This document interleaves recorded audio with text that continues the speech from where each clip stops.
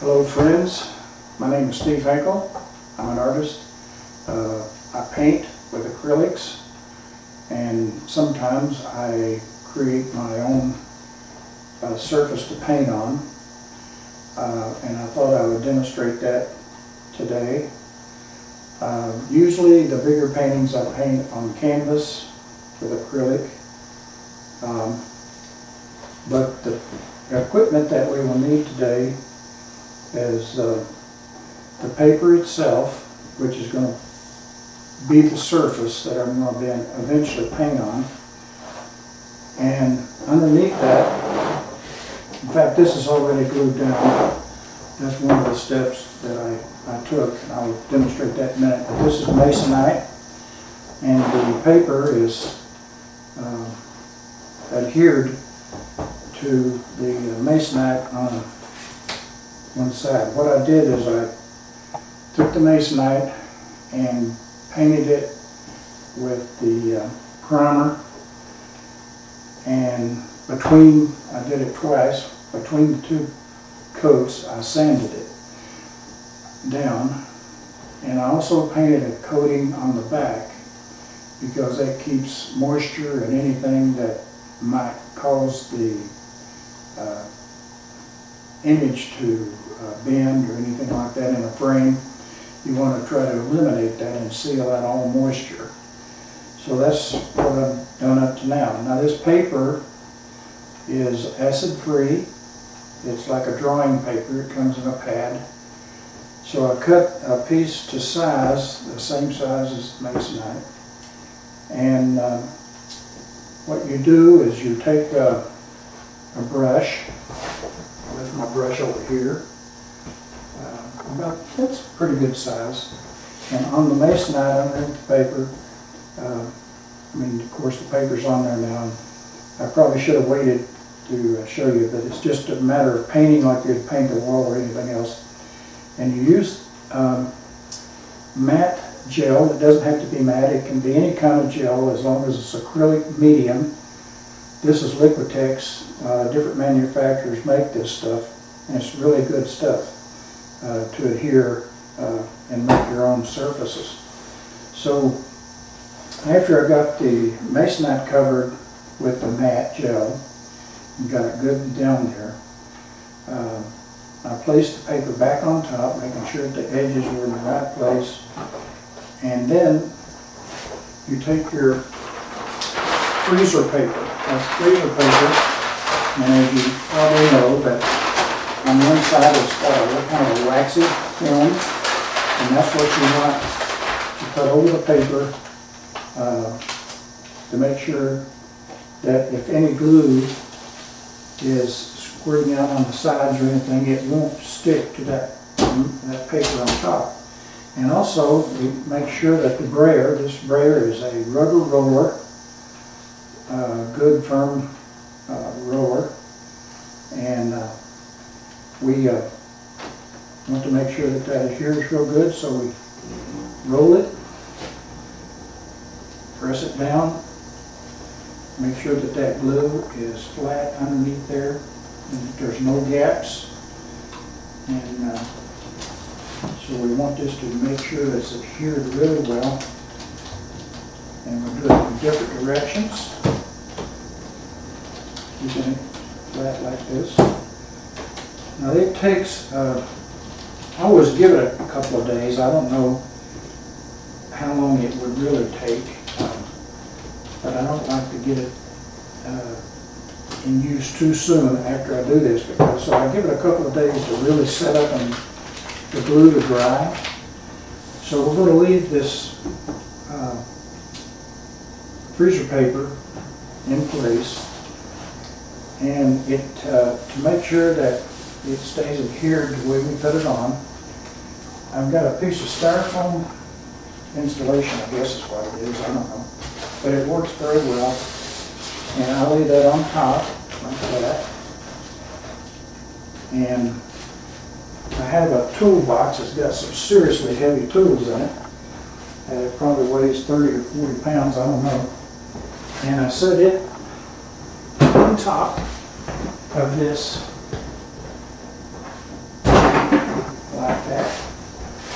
leave it this way for a couple of days, and then when we take it off, we should have a nice smooth surface to paint on it. Now what I do with that surface, once this stuff comes off and we got it adhered on there, I would take some clear gesso. I use clear. Doesn't have to be clear. It can be color. You can get any color gesso almost. I use a lot of white gesso, especially for canvases and stuff if you want contrast and things to stand out. But in this case, I'm just going to use clear because it's already really good solid white. But I usually do 2 coats and I sand it down in between each coat and finish 2. So we'll let this sit and we'll get back when it's finished, when it's dry, and we'll see what we can do with it. Okay, we're back again. This is a continuation of we're explaining a little bit how to do a surface preparation for a drawing or whatever you want to do with it. It's a smooth surface. It's made of paper. It's encapsulated with acrylic, gesso, and matte medium. And I'll explain what that is. I think we went over that a little bit. But as you recall, we laid the paper down and we had a brayer, and we put the adhesive onto the masonite, and then we put the paper on top of that, and then we used the wax side of freezer paper to lay on top of that. Then we took a brayer, which we still have here. This is it. And we used that to roll on top of the assembly there to make sure that the paper was glued down tight. And because it needed time to dry, we let the we didn't do anything to it for 2 days, and the 2 days are up. So I'm going to take the weight off and the pressure. If you recall, we had some styrofoam that we put on top of the surface preparation assembly, and then I put my heavy toolbox on it to hold it down flat so it would dry, flat, and smooth. So I'm going to take this off now. The thing that's left to do is to continue on the surface preparation, and we want to put some clear gesso on it. And we did explain that the gesso can come in just about any color that you want, and it's like a primer. Once it dries, we sand it down, which we'll be doing with this when it dries. And usually I coat it twice to make sure that it's good and sealed, and it will hold the medium that I want to use to paint. So I'm going to take this off and we'll look at it. We'll see what it looks like, and we'll go from there. This toolbox is pretty heavy, but I can do it. Just set it down right over here.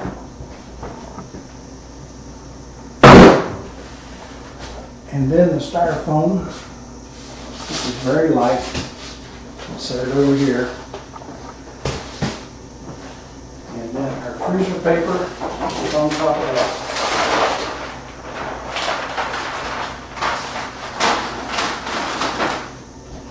Now we have a nice smooth piece of nice backing and everything for our surface to paint on. So I'm looking forward to using this eventually. But right now what I'm going to do is I'm going to coat this with a clear gesso, and then we're going to let it dry and come back and sand it down and put another coat on it. I'll show the first coat as I apply it, and then we'll let that dry and come back to it later on. So I'm going to spray this down just a little bit with water. Not handy dandy. It's always good to have your brushes dampened a little bit before you dip them into acrylic paint. It just seems like it brushes on much easier. And here's the clear gessos made by Liquitex. There's different people or different manufacturers that make this. So it's fairly easy just to put some of this on here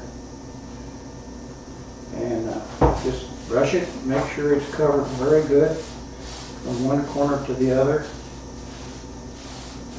Feels very smooth. This is going to be nice to work on.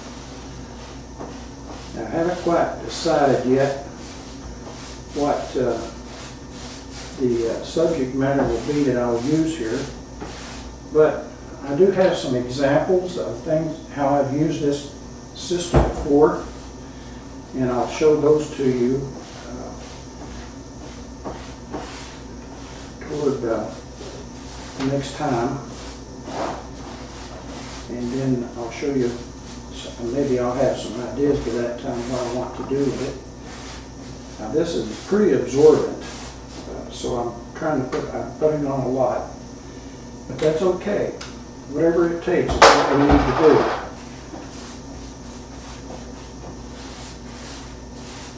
Whatever it takes is what we need to do. Now when this dries, I've noticed before that the clear gesso does have some tooth to it. It's kind of like,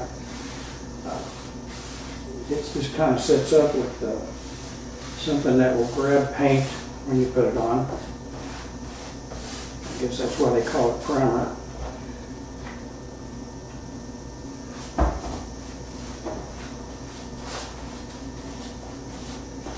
Okay, this is coming along real good. What I like to do is make sure it's covered all over and then smooth it out in both directions, forward and backwards. And keep on doing it until it gets good and smooth. It seems like there's a little dry spot right here.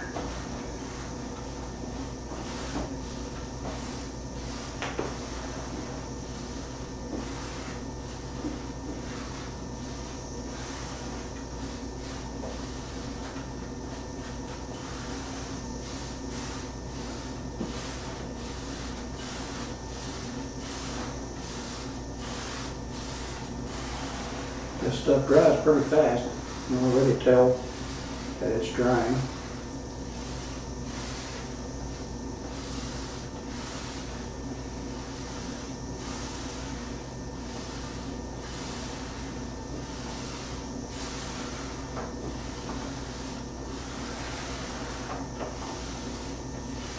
Okay, there's the first coat of clear gesso. And we'll leave it there for right now. In the meantime, I'm going to look up some of the samples of the artwork I've done on this kind of surface. It's really nice to work on. Thank you.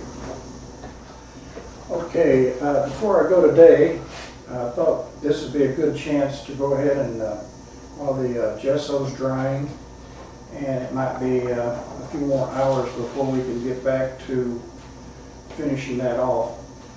This is one of the paintings I've done. I don't have the actual painting here with me. It belongs to my son, but I painted this on a surface that I prepared just like we're just demonstrating now. And the colors, I think, come out really well. Because it's so, they flow so easily, and they're somewhat absorbent. And I used, the surface itself is so different than painting on canvas. It just seems to accept the paint a little bit better, and it sets there, but it dries very nice. And so that's one of them. And this other one is of a landscape that I did a while back, and it's also on one of those surfaces. The thing I like about smooth surfaces like this, that when you finish a painting with this kind of surface, because it's smooth, you can really put a nice finish on it, and which you really should do. You've got to put an acrylic medium, I guess you'd call it a varnish, like, to finish off your paintings. So anyway, that's a couple, and this one, the next one we're going to do, or I'm going to try doing, is sometimes I use silhouettes and cutouts, and I paint inside on a background of colors that, could be landscape, could be woods. I've done a couple of wooded scenes using cutouts and finishing them off the way that are, I don't know what you call it, realistic, but the way it makes a nice design, let's put it that way. But anyway, well, thank you. We'll get back on the final version of this later video. Thank you. Welcome back, my friends. As you may recall, in the last video, we were preparing a ground to be painted on of your choice. I mean, this will take, I think you could even do oil on it if you wanted, but I've not tried that. I use acrylic, and I think it's good for that. You can do collages on this. I've done several collages using old family pictures. Take copies of them, and use the same method as you did with the paper on the masonite. You take a brayer and put the medium matte gel on the back of your copy of your photograph, and plan it out first. Lay all your photographs out that you want to do, and this is a great creative exercise to do that. I've done 4 different ones of those with various members of the family from years back, all the way back to some that were taken probably in the 1800s. And it's turned out really well. But anyway, that's just one project. You can paint landscapes, whatever you want on these.